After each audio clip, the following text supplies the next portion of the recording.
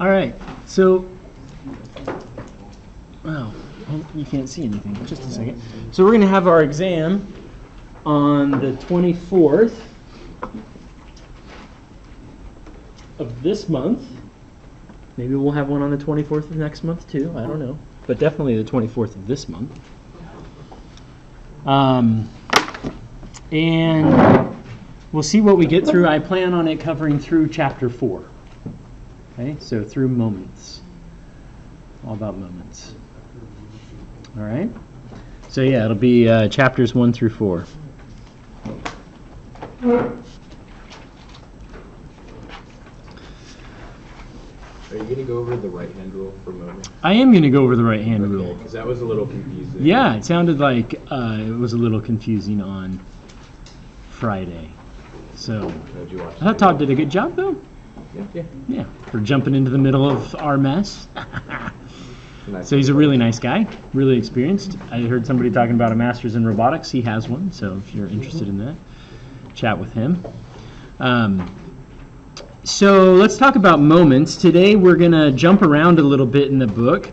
You have a graded problem that's all about replacing a bunch of forces with a resultant force and moment. Okay, and so after today you should be able to do that. Hopefully, right? That's the plan. But in order to do that, we're going to put off doing cross product and the vector formulation of moments until Wednesday, and we're going to jump around a little bit in the book, okay? So there was some confusion about the right-hand rule when it came to moments in Friday's lecture. And the right-hand rule is a good rule, and it's a good rule to always follow. So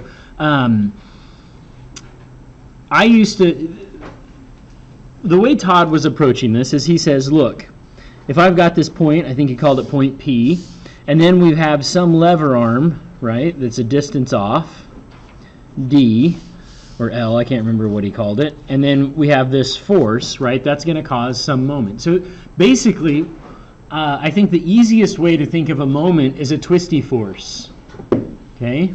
Like a twisty cone, it's a twisty force. And it's just a force that's acting not coincident through the point we're interested in, but off some distance off of that point. And because of that, it's going to cause it's going to attempt to cause a rotation, right? So it's trying to twist the body about this point, okay? Now, we need to have a sign convention. Is clockwise positive or is counterclockwise positive? And you can solve these problems, and I actually solved these problems for my first several years of teaching this class, saying it doesn't matter which way you choose is positive.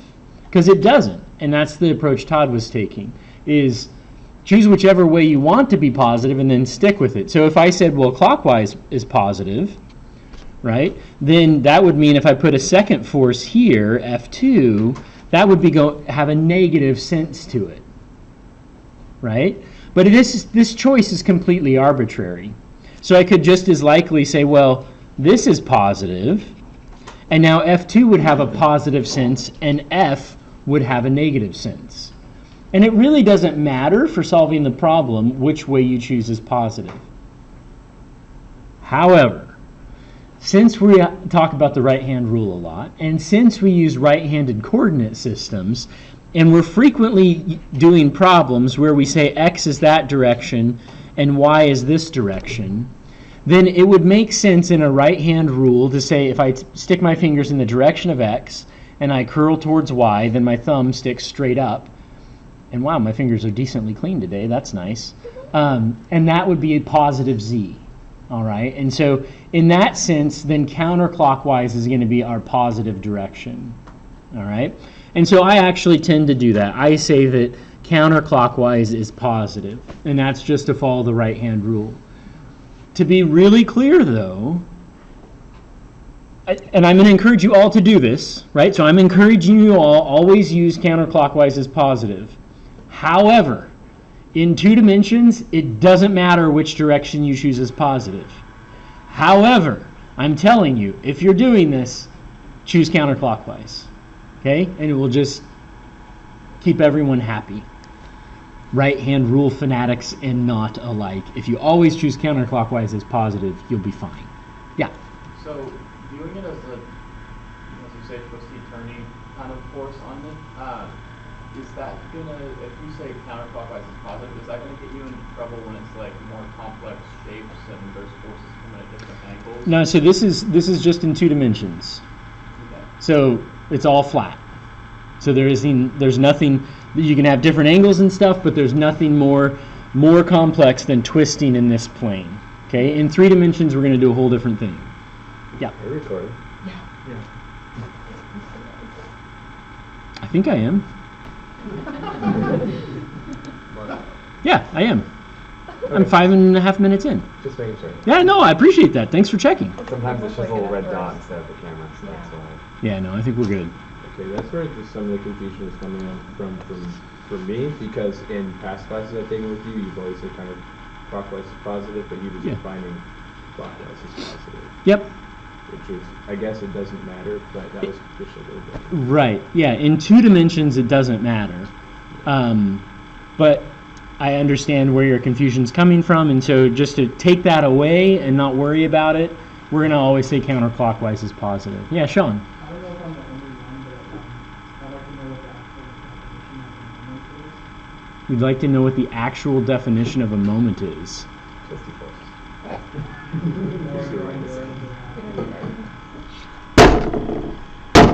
You got puns. It's like more than, so it's a force that's acting on a body not where its line of action does not pass through the body. It's going to cause a moment. So we can look and see. I don't know if they have a more, well, I'm sure they have a more like pretty definition of it. It's, yeah, sorry about the This tendency to rotate is sometimes called a torque, but most often it's called the moment of a force or simply the moment. Yeah, when a force is applied to a body, it will produce a tendency for the body to rotate about a point that is not on the line of action of the force. So I don't know that they have like anything more clear than just it's a force that whose line of action does not pass through the point we're interested in. And so it's therefore going to cause a sense of rotation about that. Okay? All right, so you guys worked some problems. You worked this really awesome crane problem, right? So you think this is this crane problem here, remember this? When you take the PE exam, I took the PE exam a few years ago in civil engineering, and I literally had a problem. Oh, wait, I'm not bound. I'm bound not to share what's on the PE exam. It looks, this is a good problem, right? So like, that's what I'm saying about this class. Like, this is real engineering. So I did construction civil engineering, and they want to make sure you know how to tell if a crane's going to tip over or not, right? So you got that now. Did everybody do this problem at home? It looked like at the end of the lecture it kind of got rushed, and so, but you get, everyone feel comfortable with this? Thumbs? Thumb interview? Excuse me? Where will I find more problems? Well, so there's a thing right here, this number. I So think that would be a good idea. yeah, so probably in chapter 4, around number 24. Yeah. Harder after 24, easier before 24 problems. Probably something like that, yeah. It's page 140 in the book. In the big book. In the good book. Hypothetically stolen. Okay, so what we're going to talk about today, well, let's first do, I'm going to make one up because that always works out great for us. Okay? You can do it. Here's a beam, and here's some forces on the beam. I'm going to label this as point A. This is, let's call that 3 meters. And this is another 3 meters. We'll give this a load of let's say it's 5 kip, and let's say this is 7 kip, and let's give this an angle of 60 degrees. And I'd like you, so I'm going to say given, find moment about A.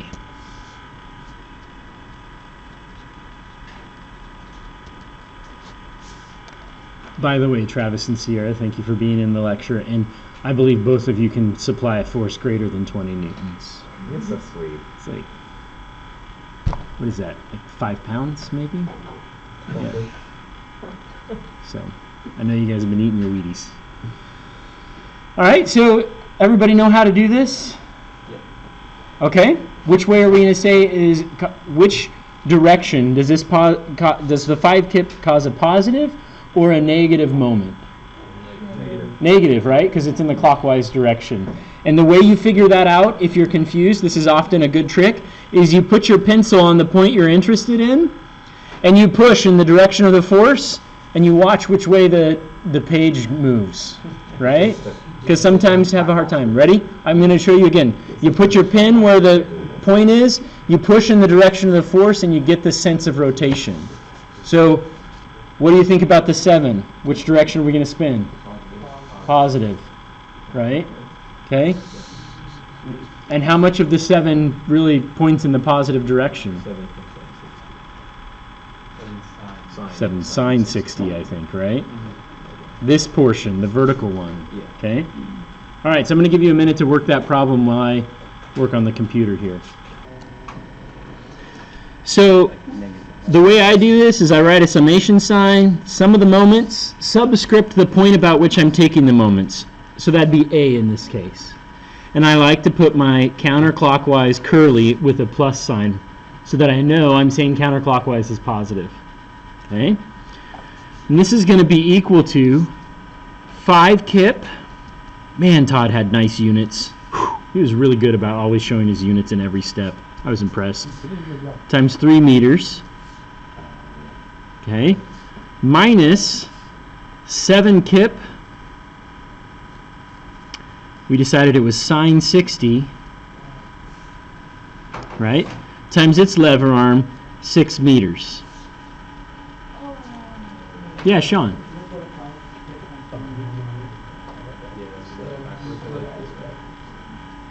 Yeah, I sure did. This would be negative and this would be positive because I'm following the sign convention I placed right here. Yep. You all passed. Good work. Okay. So 7 sine 60, 18.5, is that what you said? No. 3.5? I'm going off what I remember from 6.06 times 6 is going to be like 36.36. Okay. So we'll have negative 15 kip meters plus 36.4 kip meters, right? For a total of 21.4 kip meters. Okay? Now, why does the horizontal piece of that 7 kip not cause a twisty? Yeah, because it's that whole sliding vector transmissibility thing, it goes right through A.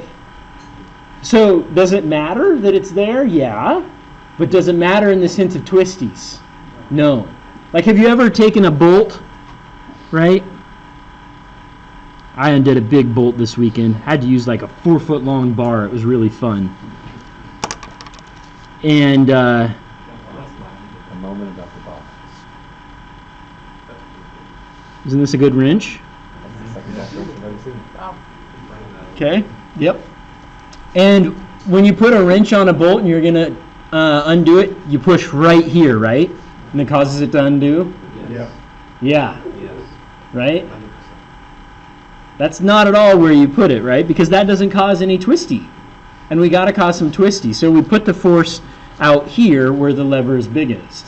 Now, what if it's like jammed way down low and you have to like push on it this direction? Is that going to be like, are you going to, how much twisty is the bolt going to feel? Not as much. Not as much, right? It'd be the same as using a wrench that long. Does everyone see that? Because that's the perpendicular distance. Or it'd be the same as using a smaller force perpendicular. You can look at it either way, right? So Todd touched on this just a little bit, that if my force, I'm going to put it in blue here. Wow. I'm really serious about this force, okay? This diagonal force here, it's embarrassing. I have two options for determining how much moment this guy causes. One, I can find the perpendicular distance to the bolt, or to the point of rotation I'm trying to twist about, and that's this little distance d. Or, like we normally do, because finding this, like that doesn't look like fun to me, right? That's like some trig, some hard trig, right? Like law of sines or law of cosines. What's a whole lot easier is to say, well, let's use this d, I'll make it big D, and let's just use the component of the force that's perpendicular and neglect the part of the force that's along the line. Okay? All right. Now, there was this other thing that happened that was kind of interesting. He did a problem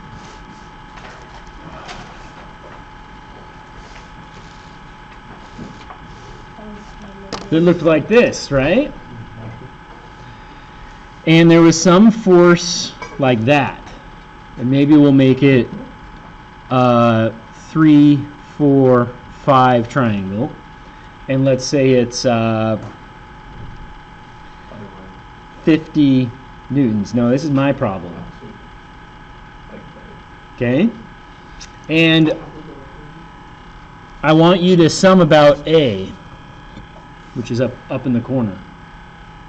Okay? Sum the moments about A, and I'll tell you, oh, for grins and giggles, let's say that this is 4 meters, and we'll call this 3 meters. Okay?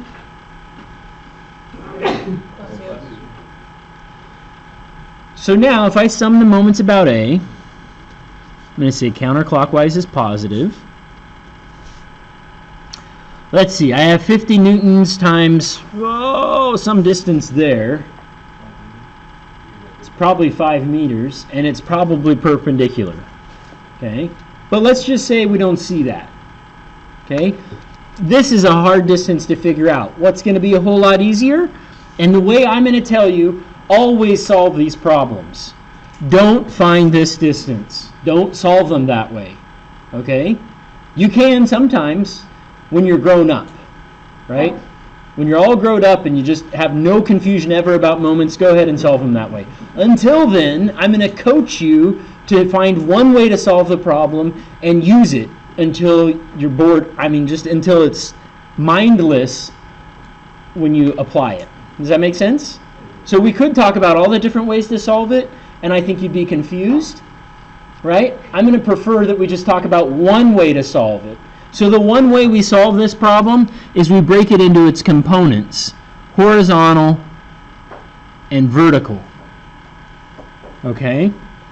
And then I'm going to sum my moments using these components. So I'm going to say, well, there's 50 newtons times 4/5 here, and there's 50 newtons times 3/5 here.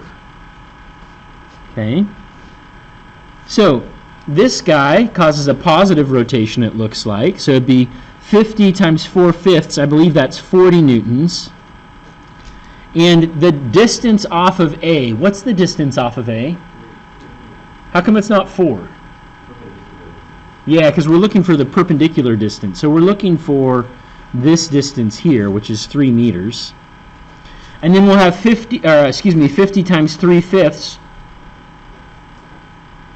which is 30, I'm pretty sure. And it's going up, so I push here and the up. That's counterclockwise, so it's positive. And its lever arm is what? 4 meters. Okay? So we'll have 40 times 3 and 30 times 4, which I think both those are 120, right? So the sum of the moments, 40 times 3, 120, 30 times 4, also 120, is 240 Newton meters.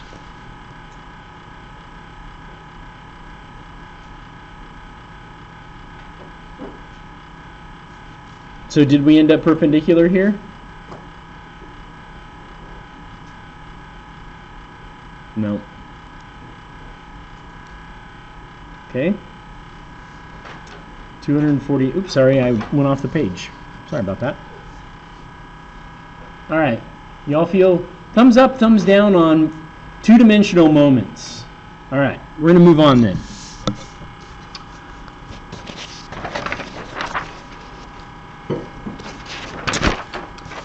So in both the problems we just did, right?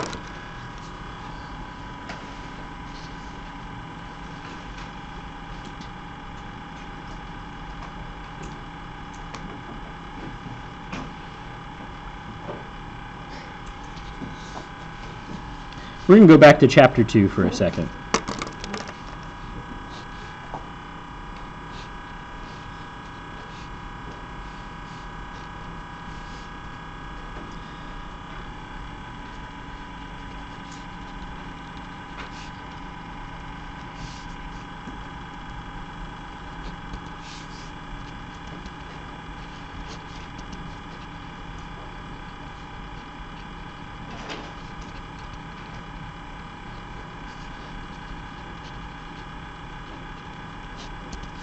Okay, so when we did these problems, right, maybe I'll tell you this is 30 degrees.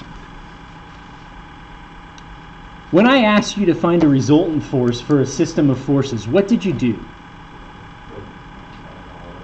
You added them all up, but what's the idea of a resultant force?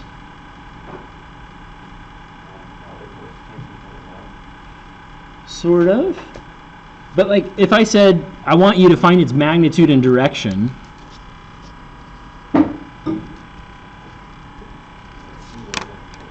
yeah, we'd be finding a single resultant force, right? So we add up the effects of all three of these to find one resultant force. Agreed? Okay, so let's do that. Sum of the forces in the x, and I'm going to say to the right is positive. So it looks like I'll have 10 cosine 30 plus 15. Cosine of 30, is that 0.707, I think? So we'll have like 22.07. Am I thinking right? Or is it 0.866? 0.866, yeah. It is? Dang it. Okay, so 8.66 plus 15, 23.6. Everybody on board with what I'm doing? Excuse me? 23.7? All right. And then some of the forces in the y. We'll have 10 sine 30 minus 20, right? And is sine 30 half? So it's going to be 5 minus 20, so it's going to be negative 15 newtons, right? So that tells us that we have, if we were to draw a resultant vector, it's going to have a component, let me go in green here for my resultant, a component horizontal with a magnitude of 23.7 and a vertical component with a magnitude of negative 15, so that the resultant is the sum of these two and looks like that. And this would be my resultant vector. Agreed? And what we're saying is that the effect of these three forces can be defined as a resultant vector, as one single force acting in this direction. That if I were holding on to this, if I were walking dogs, right, and the three dogs tried to go in three different directions and they pulled on me with this force, that would feel the same to me as if I had one giant dog and it was heading in this direction. Does that make sense? Cool. You all have a future as dog walkers. I'm telling you, it's a lucrative business. My friend started a dog walking business a few years ago. He has 12 employees and they walk dogs all over. How cool is that? Anyways, So is there a creative problem finding the opposite of that? Hold on just a sec. So what this is just forces. Now we're talking about twisty forces, and this is what the graded problem is asking you for. So in the problems we just did, right? So we just did a problem that looked like this. Okay. And it looks like 5 kip down here and 7 kip here. Okay. And we had, this was 60 degrees, this was 3 and 3, right? Same problem we already did. And we summed the stuff about A right here. So let's change the problem a little bit. Let's say find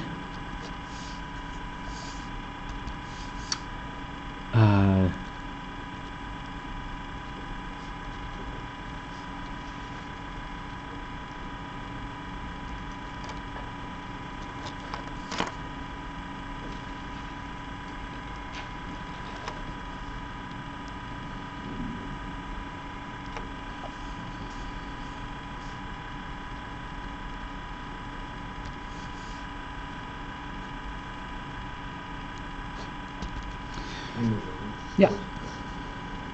Okay. So now we're going to say find an equivalent force and couple system.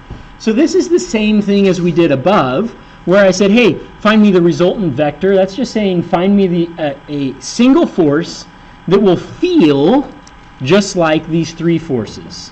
All right? So now what we're going to do is we're saying find a resultant force and a moment applied about A that feels the same as A, as this system, feels the same at A as this system of forces. So maybe for some reason, I know these are the loads that are on this, maybe I'm designing a bracket. Okay, so I'm going to design a bracket that bolts this thing on here. Okay, we're going to have a couple bolts, right? And I know that the bracket needs to hold this load, but I want to test it and I don't have this load available. I just have a machine that will, a winch maybe, that'll pull on it in a given direction, and I have a big lever that I can use to twist on it. Okay? And so I'm going to apply those loads right at A to simulate an equivalent force system as this. That's all this is. Okay? So we're going to find an equivalent force and then a moment, a couple moment, which we'll talk more about on Wednesday, that twists at point A. All right? So the way we do this is let's first find what the force is that's acting at A. So it's the exact same thing as above. Sum the forces in the x direction. We're going to say that's positive. The only thing that has a force in the x direction is my 7 kip. So that'd be 7 cosine 60. Is that 3.5? Yeah. Sure. Okay, so that'd be 3.5 kip in the x direction. In the y direction, I'll have minus 5 kip plus 7 sine 60.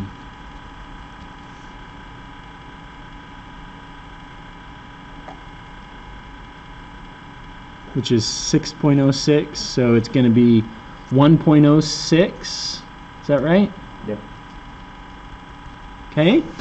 So this has told me what the resultant forces acting on A would be. I could put a resultant vector here that is 3.5 in the x, right? So kind of hard to see, but right there's its x component of 3.5 kip, and then its y component of 1.06. So the resultant vector would be right here, right? And would have a magnitude of 3.5 squared plus 1.06 squared square rooted. Gonna be 3.75 or 4. 3.66. 3.66 kip. Okay. Now is that everything my bracket experiences? No. No, why not, Nick? Because there's distance on the forces. Yeah, there's distance on the forces, so it experiences some twisty, right? This bracket experiences twisty, and we need to quantify that. So that's where then we say, well, let's sum the moments about A counterclockwise, and that's what we did when we did the problem the first time, right? So we summed those moments. So if we sum the moments about A, we'll say, okay, there's negative 5 kip. Is it negative because it's pointing down? Exactly. It's negative because it's twisting clockwise, not because it's pointing down, right? The negative sign comes from pinning it at A and pushing in the direction of the force. If it's clockwise, it's negative, okay? So negative 5 kip times 3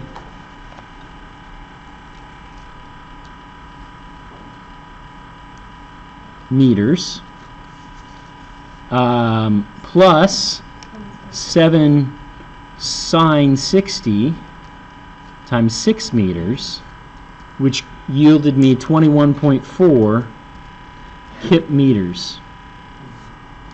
Right? That's what we did last time.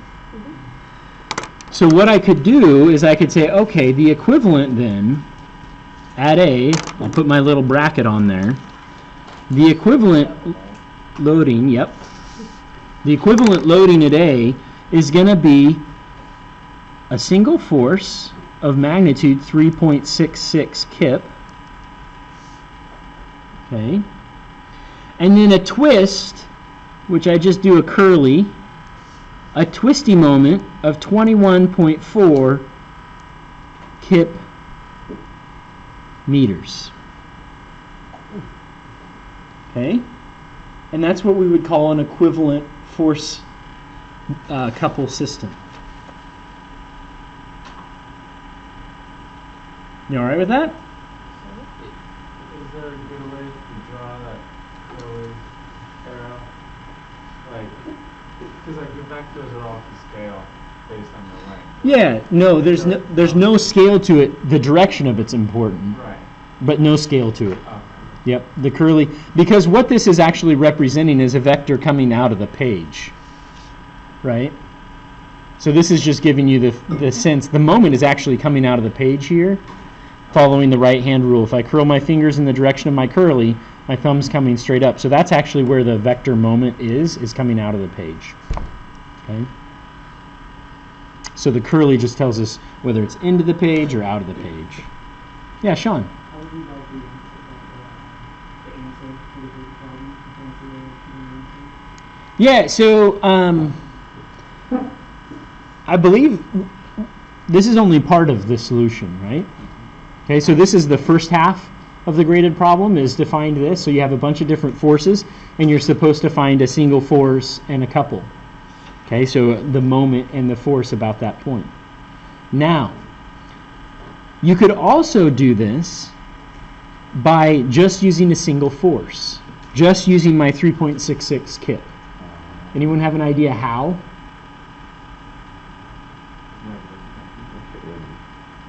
How could we use this 3.66 kip to cause a 21.4 kip moment? You'd apply it at a distance. Yep. Can you apply the normal portion of it at a distance? You could apply the normal portion of it at a distance.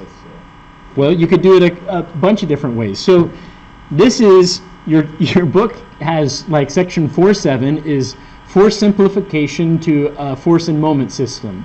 Or, no, it's force system simplification. Section 4.8 is further force simplification, right? So the first step is you find an equivalent force and moment. The next step is, let's see if I can just turn this into a single force. And to do that,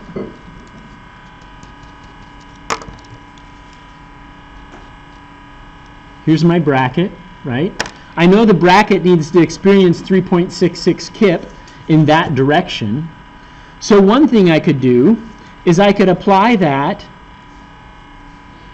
right? A moment is equal to a force times a distance, okay?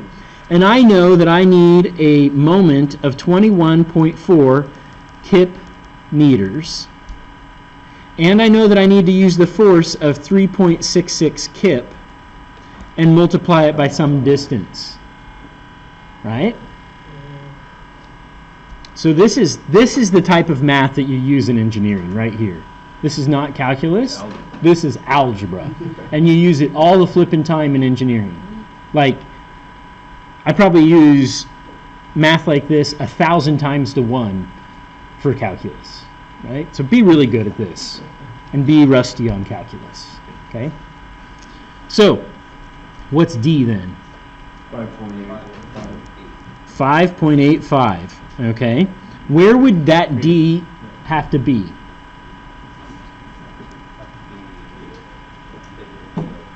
Exactly, it'd have to be perpendicular. So I'm going to have to come perpendicular off this guy, right? So I could come down at an angle about like that, and I'll have 3.66 kip, and this distance here is going to be 5.85 meters. Well, To find the angle, no, this really don't. you would need to. You'd have to use the tangent of the components of this. So the tangent of 1.06 over 3.5 would give you this angle here, and then you'd know it'd be the complementary angle to that, and you could figure it out. Okay. Does everyone understand this step, though, that I did? Yeah, makes sense. Okay. Now, what if I told you you can't apply it there? You have to apply it along the axis of the beam, somewhere along that beam, right? So you can only move the vector horizontally. How could you then find where it should be? You would replace the 3.66 kip with the 1.06 kip in the right direction. Brendan nailed it, right? Because what we're doing is I'm saying if I can only move it along this direction, what piece of this force is going to cause rotation? Is it the horizontal piece? No, it'd be only the vertical piece, right? So it'd be just this piece here, the 1.06 kip. And so I'd say, okay, well, my 21.4 kip that I need, kip moments, is equal to 1.06 kip times some distance, right? And that distance is going to be 21.4 divided by 1.6.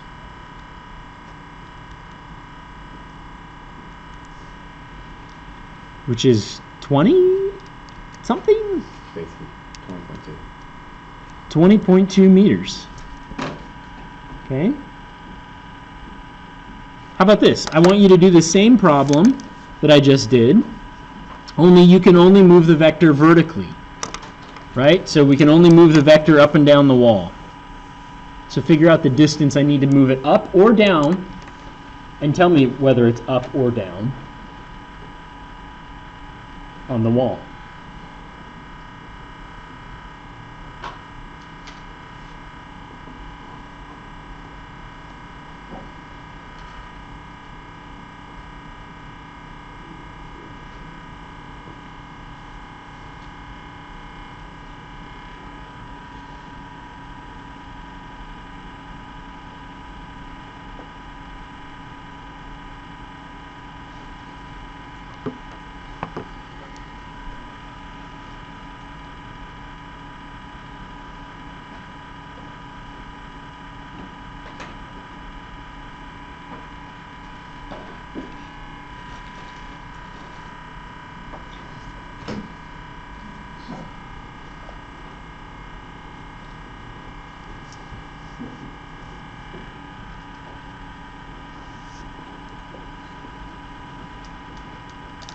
So what component of the force, if you're moving it vertically, which component of the force is going to cause a moment? The horizontal, right? Because the vertical's the moment arm. The horizontal then is going to be what causes the force. So that looks like our horizontal we found to be 3.5. So I would take my 21.4 kip meters and say that's equal to 3.5 kip times D, D then is 21.4 divided by 3.5, which is like 6.1 meters. Okay? And yeah, down or up? Which way should I move it? Should I move it up 6.1 meters or down 6.1 meters? Counterclockwise. Yeah, I want the sense to still be counterclockwise, so I need to move this down so that when I twist it, it still tries to go counterclockwise.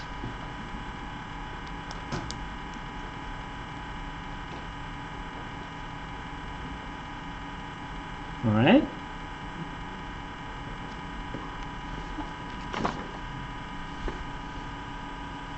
All right, so here's what I want you to do. Here's one in your note packet, 4103. I want you to replace the loading system acting on the post by, well, that's a beam, I don't know why it's called a post, by an equivalent resultant force and couple moment at point B. Okay? So I'm going to give you like 10 minutes to work on this. Okay? Go. So Carson pointed out here something that's of note. See this 1500 Newton meters and a little twisty? This is a couple moment. Okay? So this is saying that right at A, there's something twisting on it with 1500 Newton meters of twist. Okay? We'll talk more about couple moments on Wednesday.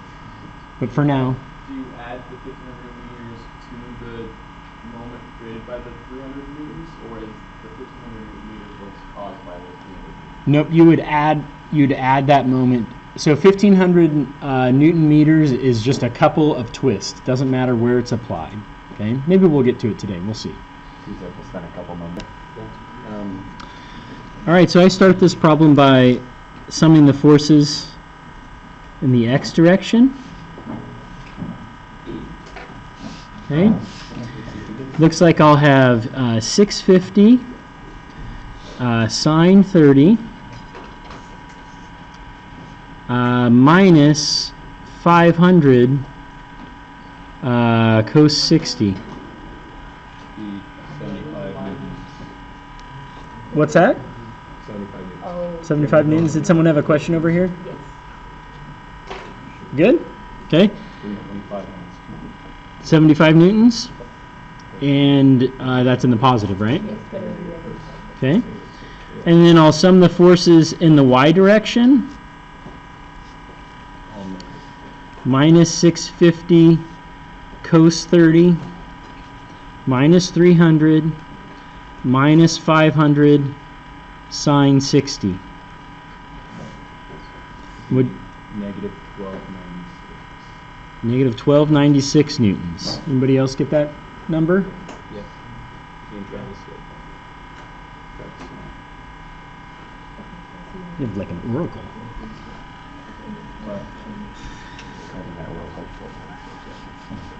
Everybody see where I got the different pieces here? We do it in the opposite with the negative 75 and positive 1296 as you get some You'd have to draw your coordinate system like this then. I wouldn't recommend doing that. Okay. All right, so now we have to sum the moments, right? So let's sum the moments about B. Counterclockwise is positive. What's the moment of this 650 about B? What portion of this force do we want to use? Do we want to try and hold on, actually, I'm going to change my question. Do we want to try and extend this force down and figure out what the perpendicular distance is? No, we never want to do that, right? Ever. We never want to do that. We want to figure out what's the horizontal or the vertical and the horizontal component. And which one of those matters in this case? Vertical. So it's going to be 650 cosine 30 newtons times 710 meters. And is that going to be a positive or a negative? Positive. How do we know? rotates clockwise. Rotates counterclockwise. Way better than the right hand roll. Okay. Then we'll have plus Looks like this 1,500 Newton meters. It's hard to see the curly is in that direction, so that's counterclockwise. So plus 1,500 Newton meters plus 300 times 7 meters. And again, that looks like it's going to be positive. Plus 500. And what part of the 500 are we interested in? Horizontal or vertical? Vertical. We're interested in this piece right here. The vertical piece, which is going to be sine 60 times 2 meters. Okay. Anyone get a value for that? 10,095 Newton meters. Carson, did you have a question? Not really. Okay. I kind of. Yeah, Michael. The moment. Yeah. We didn't calculate that at the beginning for the downwards, but if we divide it by the distance, wouldn't we have to? Great question. No, and I'm going to explain it in just a second. So you were asking this 1,500 Newton meters, we didn't use any force to find it. So wouldn't we have to account for it in the force summation? And the answer is no, and I'll explain why in just a minute, if that's okay. All right? Does everybody follow this process? Okay.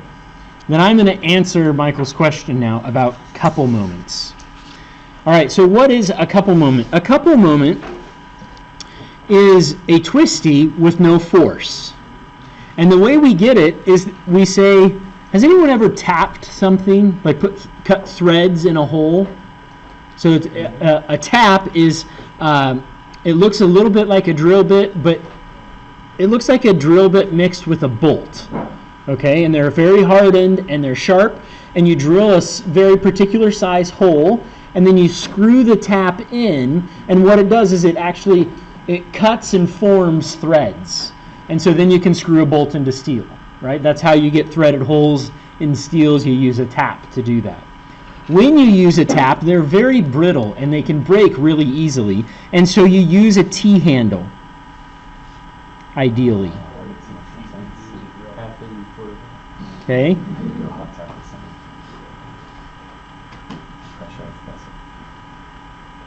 So this is your little tap. It's got some thread cutting stuff on it.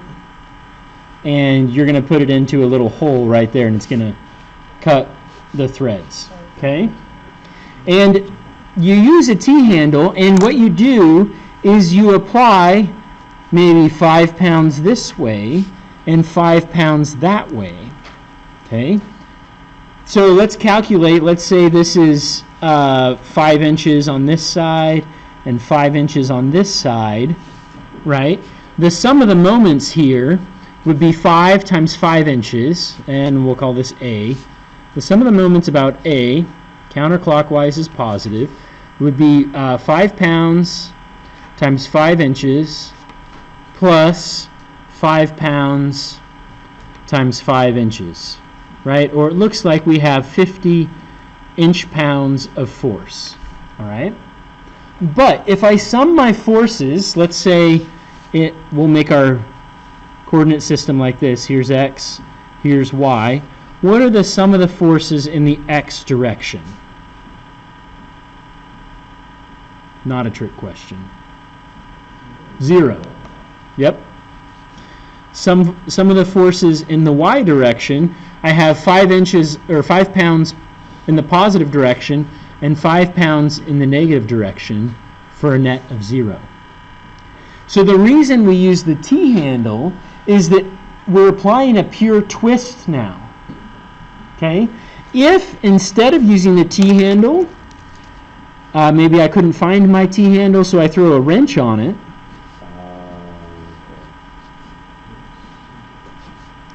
Right? So now I'm going to put this wrench on this guy. Like that. And to get the same thing, maybe it's a 5-inch wrench. We'll make it easy. How much force am I going to have to apply at the end to get 50 inch-pounds? I'm going to have to apply 10 pounds, right? So I'll have to push with 10 pounds. And then if I sum the forces in the y direction, how much load is on the tap? Well, there's 50 inch-pounds, so if I sum the moments about A, I have 5 inches times 10 pounds, and that gets me 50 inch-pounds. But what if I sum the forces in the y direction? What are they going to be? 10 pounds, right?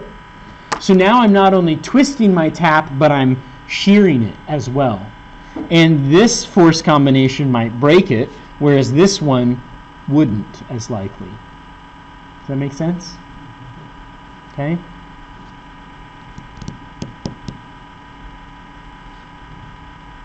So we use T-handles when we're tapping. But this is a great example of a force couple. Okay? A force couple, I feel like a force couple should be like Bill and Hillary Clinton, right? Maybe that's a power couple. I don't know. So a force couple.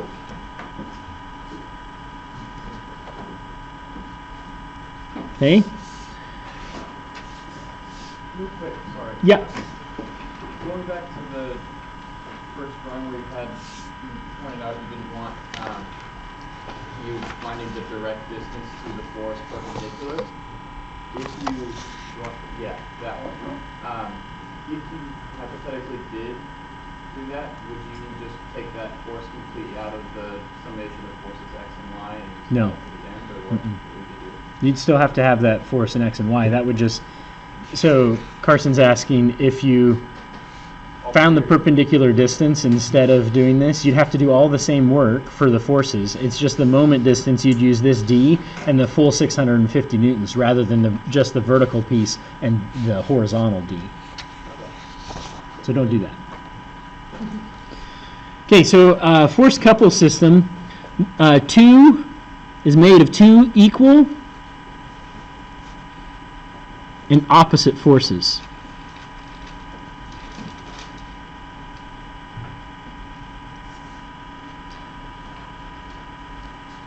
Some of its unique features is there's no, I'm going to call it net force applied. 2, it can be applied anywhere on a body.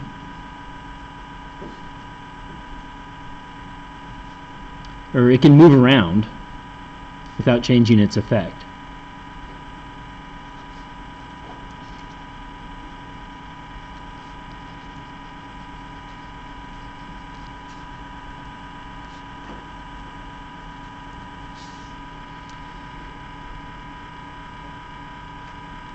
What else is important about it?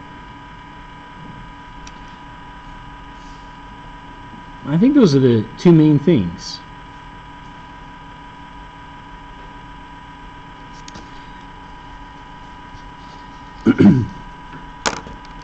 So for instance, let's go back to our simple beam that we've been working on pretty much all day.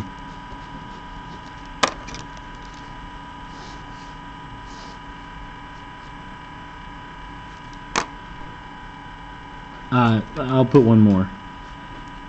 Its magnitude, its.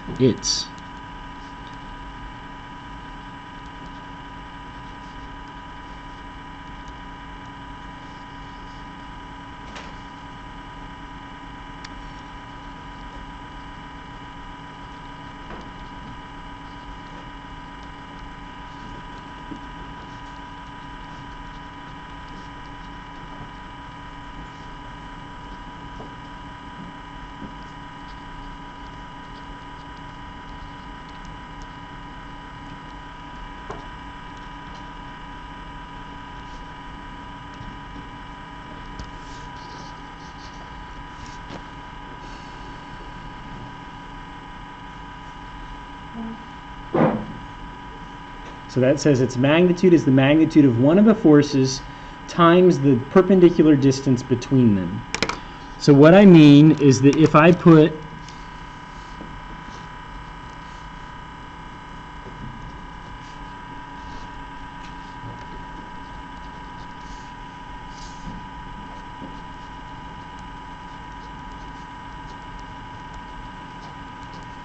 two forces on the beam like this.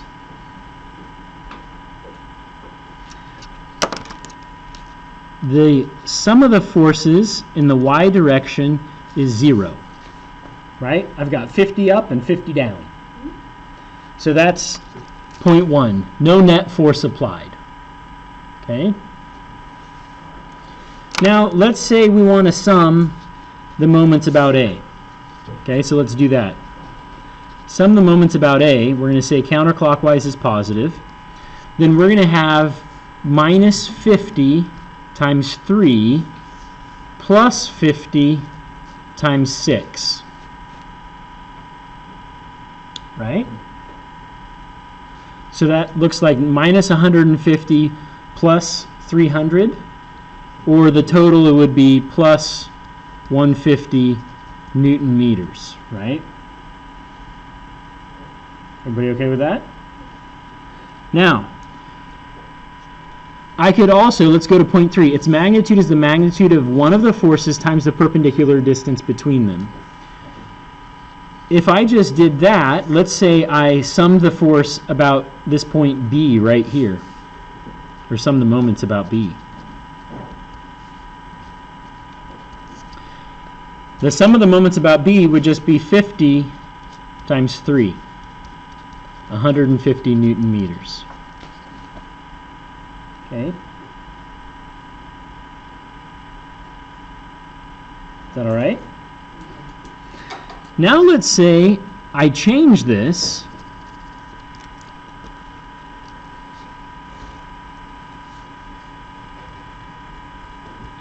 and I put the 50 Newton, I'm going to delete the one off the end over here, and I'm going to put it the 50 Newtons applied right at A. It actually does change one thing. It changes the direction, right?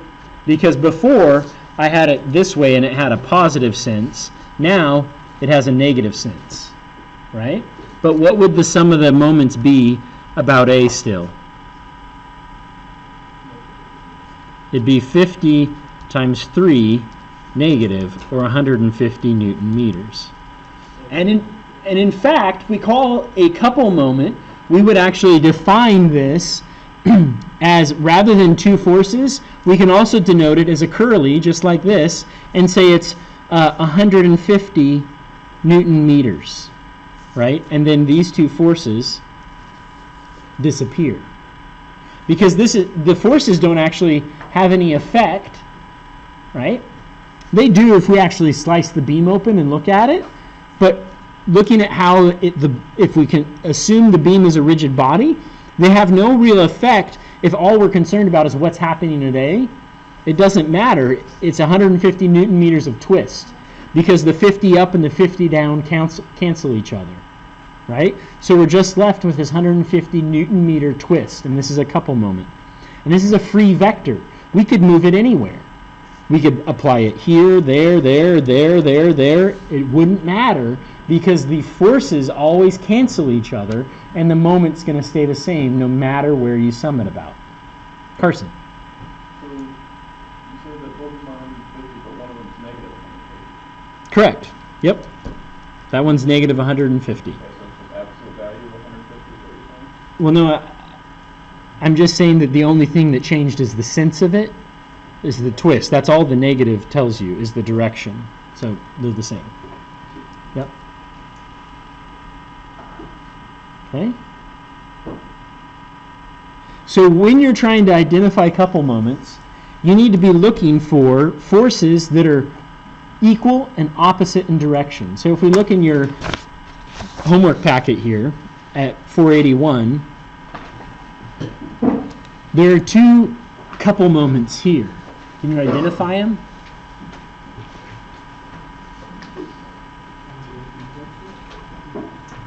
On the vertical pole.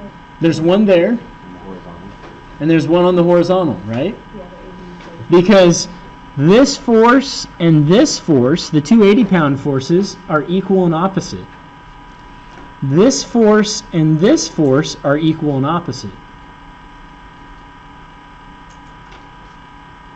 Now, in order to find the magnitude of them, let's see, this one here, would it just be 50 times 3 feet?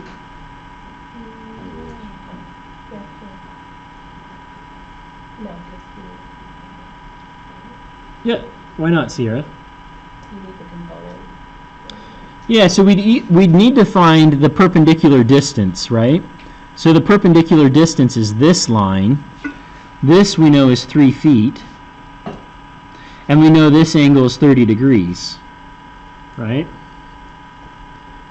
So we could say that we're interested in D there, little d, and that the, what would that be? That would be the cosine of 30 would be equal to d over 3, or d is equal to 3 cosine 30.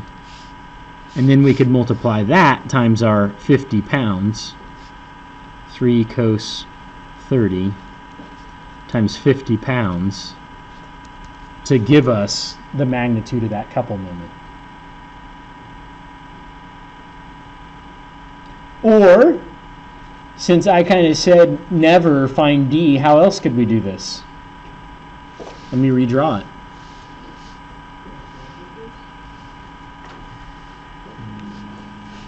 What'd you say, Jordan? XY components? Yeah!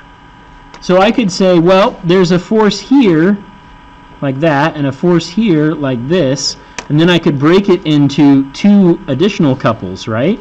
These will be equal and opposite, and those will be equal and opposite, right? So would these do anything? No, because they're pointing right towards each other, right? So it would just be these guys times 3 foot. Right, so that'd be 50 cosine 30 times 3 feet. Holy smokes, these look a lot alike to me. Right? Okay. Couple moments. There you have it. That's what they are. Questions? Guys, let's pull up the graded problem for you to see here real quick, all right? So we're supposed to find the equivalent force system at point O. So right here, I want you to tell me where we should, what the total force is and what the couple moments are. So this is kind of a, I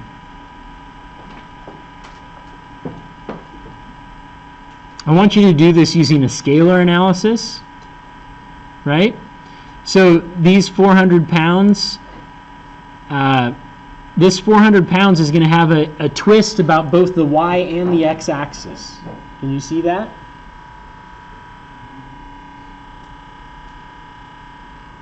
Right? It's going to cause the trailer to both, it's going to cause a twist of the trailer about the axle, like tipping back and forth. Right? And it's going to cause a twist about O side to side. Okay, so what I would encourage you to do on this problem is to sum all the forces. That should be pretty straightforward. Okay, and you can apply that at O. Then I want you to sum the moments about the x-axis, about the y-axis, and about the z-axis. Okay, I'll give you a hint. There's none about the z-axis. There's no twisty about the z-axis. Okay, so sum the moments about the x. So you'll have 400 times 24 plus another 400 times 24. Then you'll have 900 times 36. You'll have some components of these times their distance. That'll give you the moment about the x-axis. Then do it about the y. You'll have 400 times 18 times 2. You'll have 300 times 18 times 2. And then these guys have no contribution.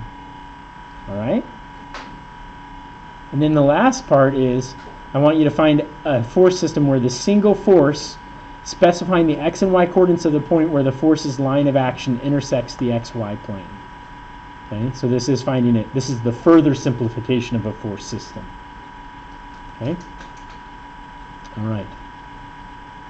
That's it. I'll see you Wednesday for our quiz. Again, the exam is a week from Wednesday. I think we said it was the 24th. All right, and it will cover through chapter 4.